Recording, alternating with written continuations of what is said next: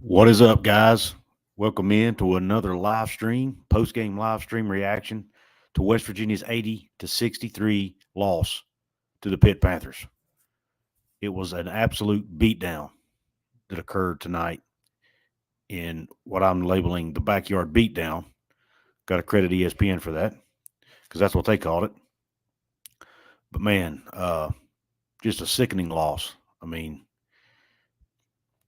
Blake Henson couldn't miss a shot tonight, which seems to happen a lot to West Virginia. Uh, just an overall terrible, terrible second half. One of the worst second halves I've seen in a while. Nothing West Virginia did was working. Everything Pitt did was working. That technical foul they called on Jesse Edwards seemed to push momentum really towards Pitt's direction, and they just never looked back. Uh, they just keep running out of gas in these games, guys. I think is what's happening.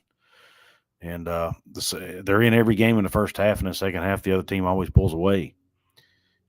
It's probably going to be the story of this season until they get some guys back. Let's just be honest. Akok was back tonight, and I'm glad to see him back. Glad he's okay. But I mean, he's obviously not able to play a lot of minutes yet. Hasn't had enough.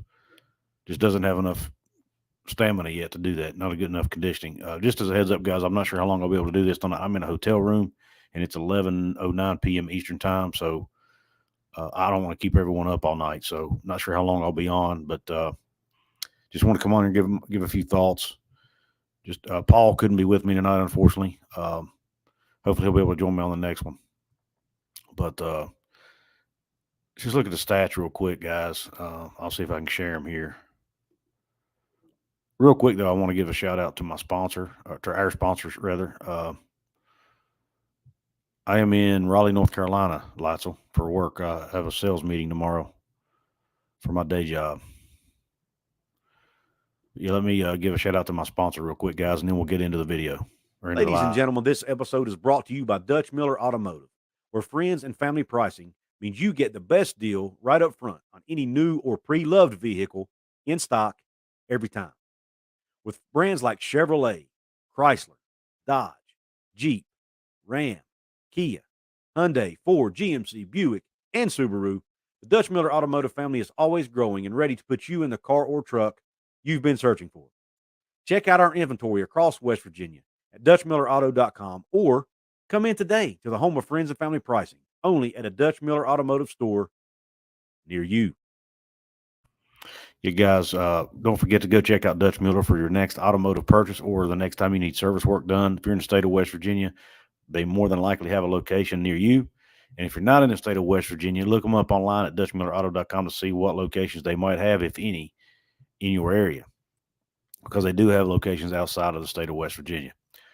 So let's dig in, guys. Let's look at the stats here real quick for this game. They're not going to be pretty, I can tell you. Um, let's just look at them here real quick. Okay. Sorry. Got West, obviously 80-63. You see their second half scoring was 44-28. Pitt, they only outscored West Virginia by one in the first half, 36-35. It was a close game. Really good first half. Obviously, Blake Henson had 29 points, 10 of 19 from the floor, 9 3-pointers. 9 3-pointers. That's unreal. Jeffers had 9 rebounds, and Carlton Carrington had 9 assists. Only one turnover, so he had a really good assist to turnover ratio. Quinn Slazinsky led West Virginia with 22 points on 6 of 11 shooting. Jesse Edwards had 9 rebounds. Kobe Johnson led the team in assists with 4. Let me see. Let me find the team stats here. Here we go. All right. Field goals 29-22. Pitt shot 46.8%. West Virginia shot 41.5. 3-point percentage. This is the big stat right here, guys. Pitt made 16 3-pointers in this game. 16 of 38, 42%. Now, I said it, if you guys heard our pregame show, I said Pitt likes to shoot the three. They put up a lot of 3-pointers. They were I think they were 13th in the country in 3-point field goals attempted. Well, they attempted 38 of them, and they made almost half. It's hard to beat any team that shoots that way. West Virginia, on the other hand, 3 of 20, 15%. Could not throw the ball in the ocean tonight. Just unreal. Pitt was backing off and letting them shoot, and they still couldn't make it. Free throws. Pitt only shot 7 free throws tonight, which was an issue. I'm sorry. Pitt only shot 7 free throws.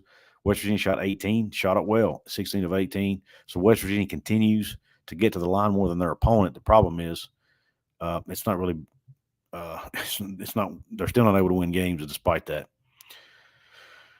West Virginia out-rebounded by 1. Offensive rebounds, they only gave up 6 tonight, which is good. And tied in the defensive rebounding category, 12 to 11 in assists in favor of Pitt, 4 to 2 in favor of Pitt in steals. Blocks was 4 to 4. West Virginia actually turned it over 9 times compared to Pitt's 6. So West Virginia didn't turn it over that much, but they didn't force any either. That's the problem. That's another issue. 17-13 in fouls, and then they did have the 2 technicals. And that technical on Jesse Edwards I thought was absolute garbage. All he was doing was pulling the player off of his guy. And why didn't they call a technical on the Pitt player for dragging Akok Akok across the floor? I thought that was ridiculous. Again, I don't think it changed the outcome of the game necessarily, but it did definitely give Pitt the momentum in that situation. Now I want to look a little bit at the individual stats here real quick as well. Pull up the box score here, and we'll look at that.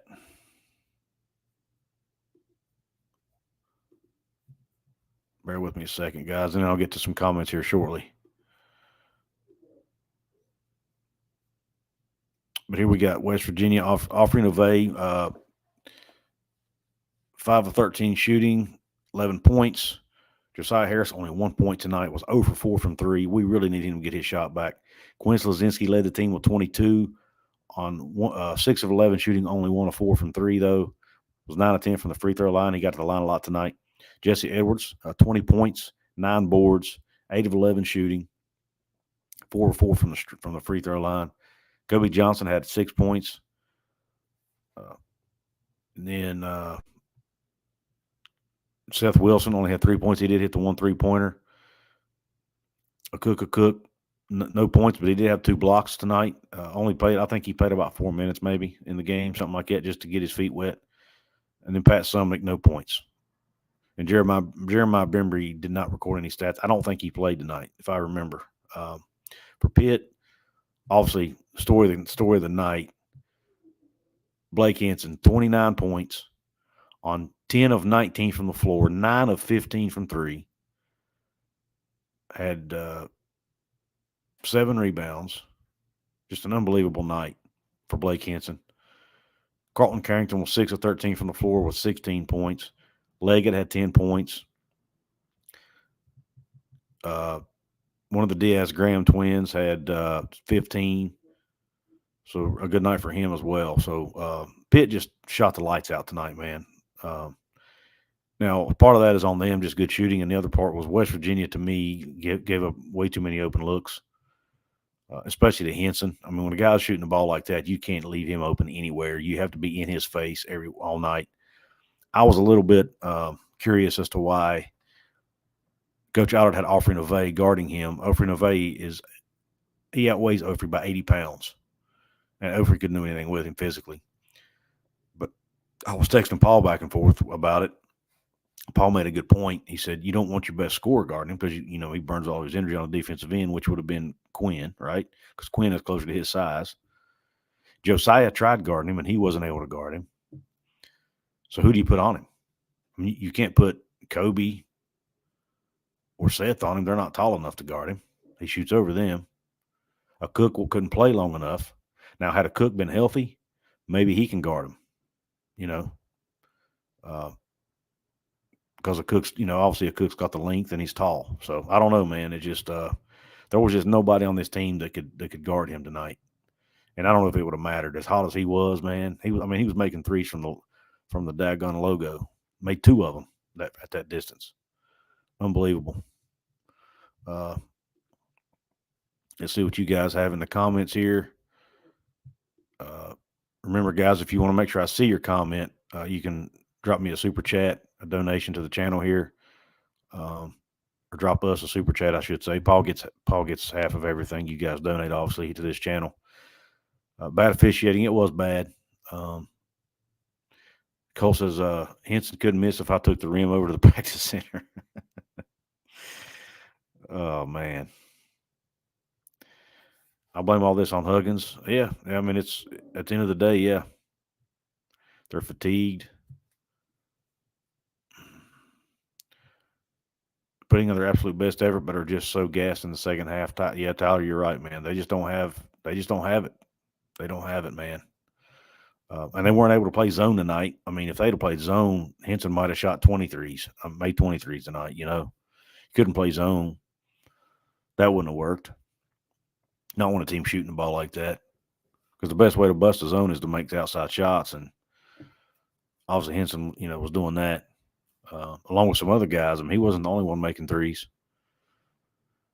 So just, I don't know, man. It's just a tough situation. What do you do? Quinn is their only offensive threat at times. Yeah, I mean, he pretty much is with the ball. I mean, Jesse is too, but Jesse's a threat around the rim. Quinn's the only one that's really a threat from anywhere on the floor. Big Aaron, that's a good question, man. A friend of mine asked me, he said, have you ever seen anything like this? I said, yeah, pretty much every season. West Virginia's just the last few years, man. Now, last year they did better at the second half of the year, but I know for years I've been saying Bob Huggins' teams cannot shoot the ball. But heck, it's even worse this year. Gassed out every game, unfair of the NCAA not letting kids play, punishing us for what happened before the season over and over. Glad to see a lot of Mountaineer Nation failures in this podcast. Thank you very much. Always please like and subscribe. I think you meant to say fans, Timothy. But thank you for the support, my man. Thank you for being here. Thank everybody for being here. Matter of fact, I'm going to go ahead and give a shout out to everybody that's in here tonight. Give a shout out to Daniel Morris, who was the first one in the chat room. Curtis D316. I actually said that on a tweet, Curtis, that maybe he should just wait till next year, man. But problem is, if Eilert doesn't come back, I'm not sure. If he graduates and Eilert doesn't come back, he may leave, because he came here. He wanted to play, and I know Eilert wasn't the head coach at the time, but Eilert was still on the staff when he committed, and those two have a really good relationship because of Eilert's time living on a Indian reservation. So I don't know that he'd be here without Josh Eilert. Curtis, I don't know if he's in way over his head. I think he's just been. I just think he's got a situation that it would be hard for a veteran coach to overcome, much less a guy who's never done it before. He's just been handed for lack of a better term, he's been handed a shit sandwich, man, and he's trying to make. As my boss would say, he's trying to make chicken salad out of chicken poop, and it's hard to do, man. Going to be a rough year, John. You're right, my man. I think so. Now, if we can get Raekwon and Kerr back, and Akok gets back in the swing of things, then I feel better about it. But I'm just not confident Raekwon's going to get cleared, y'all. If the NCAA was going to clear him, they would have done it by now, I think. David Parsons says Quinn and Jesse need help. They're our only offense. If someone looked at our total points scored this season, I'd bet they're responsible for 65 to 70% of that. That's actually a great question. I need to go look at that, really. I'm in Raleigh, North Carolina, Liza, like I mentioned earlier. No, I was not at the game. I'm in Raleigh for a work meeting for my day job. We just can't hit outside jumpers. Teams triple team Jesse and leave guys like JoJo and Neve wide open. And they can't make it. Like you said. Too many three-point shots were missed instead of driving for two. This team does sometimes shoot too many threes, I think. Even when they were driving it, they weren't making those either. Let's be honest. Thank you, Timothy. Yeah, Harrison Sumner ain't playing well right now, and really Seth Wilson isn't either. It's really. I thought those guys. I was really expecting Wilson and Harris to step up big this year, and so far they just haven't. Now Kobe has. Kobe's played pretty well, but since I wasn't really expecting a whole lot out of Sumnick anyway. I think he's doing what he's expected to do. Is just give some minutes off the bench and give guys some rest. But those guys just haven't stepped up to the level I was hoping they would. I lost at bowling tonight as well. John, I'm sorry, man. You had a rough night, huh? Yeah, I'm going to continue to support him, John. I have no expectations this season, and I'm not going to lie. It's getting harder and harder for me to sit through these games, man. But I'm going to continue to support this team. through thick and thin.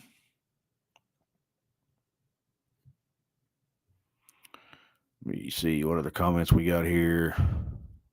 Free Ray, that's a good one. Thank you, Grayson.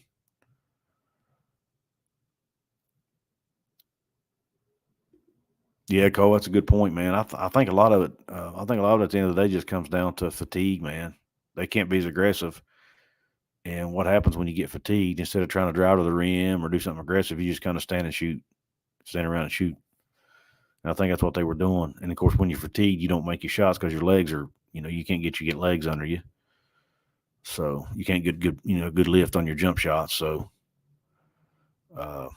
yeah, I mean, it's just a snowball effect. Not WVU related, but Naquan Tomlin from K-State will no longer be a member of the basketball program. Yeah, I saw that, Scotty B, and K-State fans are not happy, man. Apparently, there's a lot of stuff going on behind the scenes at K-State. Fans are not happy with the president there. Apparently, it was his decision, according to what John Kurtz was saying on his show. It's Gene Taylor, the ADs, that want to put the announcement out, but apparently it was the president's decision. Jerome Tang wanted him back. The AD may have even wanted him back, and the president basically overstepped them all and said, no, he's not coming back. And they're seeing some, they're not having good luck on football either. They just lost their offensive coordinator, Colin Klein. Now there's rumors that Avery Johnson, the star freshman quarterback, may leave through the portal. So they've already lost Will Howard to the portal, or at least he's in the portal. He hasn't. There's always a chance these guys can come back, but normally they don't. But anyway, thanks for reminding me of that, Scotty. Yeah, he does get ignored by the officials. He just doesn't have, like Huggins said on his podcast the other night, he just doesn't have, you got to build relationships with these officials, man. And a guy like Josh just hasn't done it yet, That's the tough part about being a new coach. And that's just one other reason why I just don't expect he'll be back next year, guys. And I hate it because I'd love to see him succeed. I just don't. He's got so much working against him. It's just going to be hard. And I think, if the season continues to go down this road, I think Lorraine Baker's going to look at it and go, you know what? We need a breath of fresh air. We need they're going to need to start from scratch, I think, just to kind of breathe new life into the program. That's how I see it happening, but I could be wrong.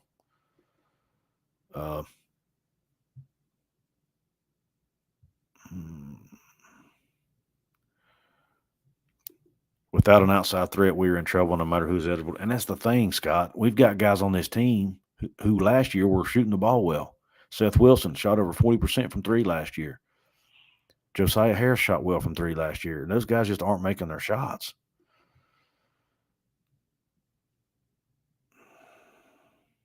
Elite 8 team, yeah, for sure. Definitely on paper they were anyway. One Mountaineer to rebound and 5 Panthers. Yeah, it seemed like that at times.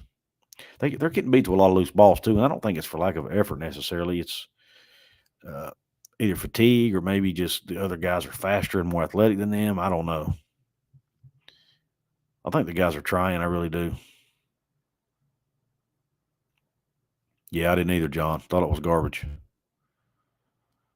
Trust the climb in basketball. Yeah. Yeah, Battles, you can tell he's a very intelligent young man, very well-spoken young man. The kid just wants to play basketball, man. Let him play basketball. It's ridiculous. Let me see what other comments we got here, guys. I can't keep up with all of them here. Let's see. Tyler Cobb. Not related to basketball, but I'd love to see a blackout game in the football stadium and having the blackout uniforms replace the gray alternates or keep the grays. I'd love to see it, a blackout game. Maybe a coal mine theme deal, which I know people get tired of that, but I think it'd be cool just to do it one time, maybe. Maybe trying to save legs, not crashing boards since we are so short-handed. Yeah, Kerr will be back after the Drexel game. Dusty Mayor Ben McCollum. Is Ben McCollum the guy who coaches at the D2 level and has won national championships at the D2 level? It'd be a big jump for him to go from that to all the way to Power 5. But he's a great coach, don't get me wrong. Josh doesn't know when to call timeouts. I hadn't even thought about that. He didn't call. Did he call any timeouts tonight at all? It's interesting. If he did, it wasn't many. Blackout gimmick was really forced for this and didn't work. Probably not a good year to do it on a Wednesday night game. You know what? I think a lot of it was to sell merch. They did because they came out with a merch line. Ren Baker's trying every way he can to bring revenue into the athletic department. And if bringing out new uniforms and selling merch to go with it helps, then so be it. I'm all for it. We're going to have a hire big-time coach, love Eilert, but his efforts just aren't enough. There were a lot of coaching mistakes tonight.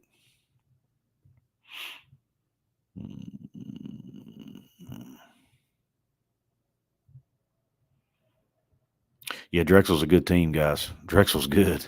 We might get beat by Drexel, too. I predicted we would be 6-3 in these first 9 games without Kerr. I don't think I did a show about it, but that's kind of what I had. That's what Paul and I talked about. But looks like we may end up being 3-6. Huge hole. That's a huge hole to be in to try to dig out of when you're playing in the toughest conference in America. Holy cow. Bob, you got it, man. Would have been different if Hugs hadn't got a DUI.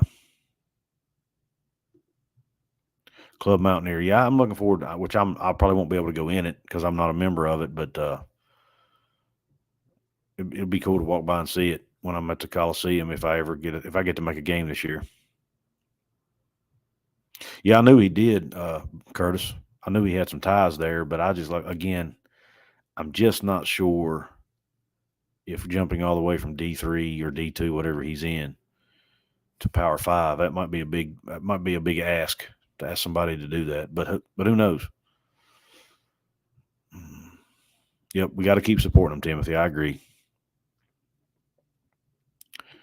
Jesse was winning around the 12-minute mark. He didn't call timeout. Yeah, I didn't catch that, but I do recall not seeing him call many timeouts. Lysel doesn't like the black jerseys. I like them. I have no issue with it. I like them changing things up. The players like it, and at the end of the day, that's who he's got to keep happy. Guys, like I said, I'm not going to be on here a long time tonight. I just want to get on here and kind of talk about the game a minute, give you my thoughts. Terrible loss. Team now sits at 3-5 on the season. Just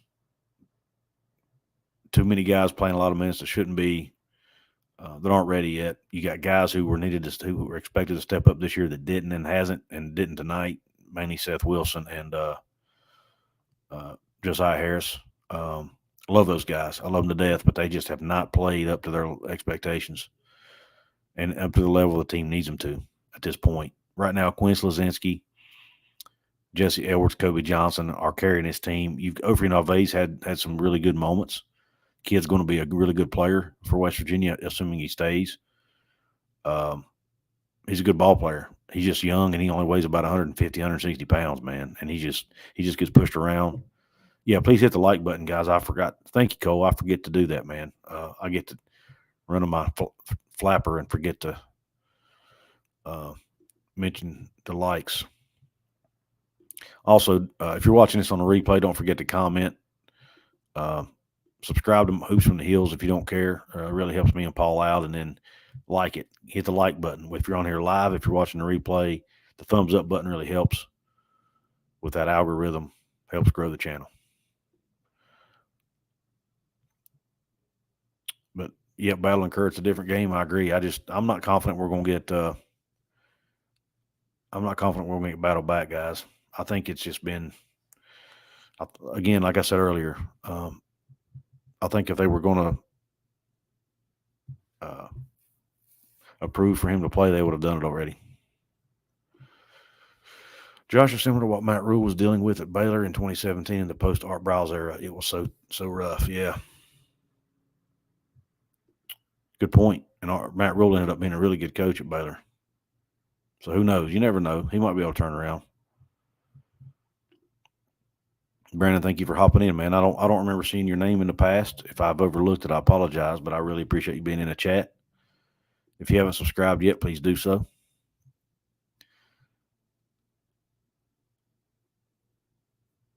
What's NCAA going to do except just qualify? No, they can take wins away. They can punish you in the future, keep you out of the postseason in future seasons. You can't do that. That would be too big of a risk. It would also ruin any potential goodwill you would have with the NCAA going forward. Hurt relationships with other coaches and other people in the NCAA. It wouldn't be a good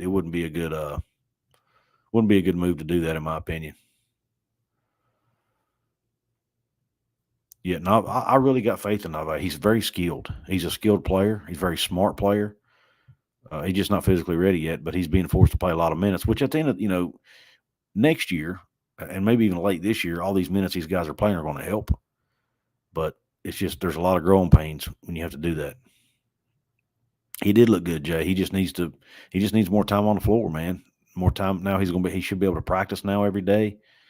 That'll help him get ready for games. And then and I'm sure every game they'll probably play him a little bit more, and get him ready. Kind of build it up over time, until he can play longer minutes.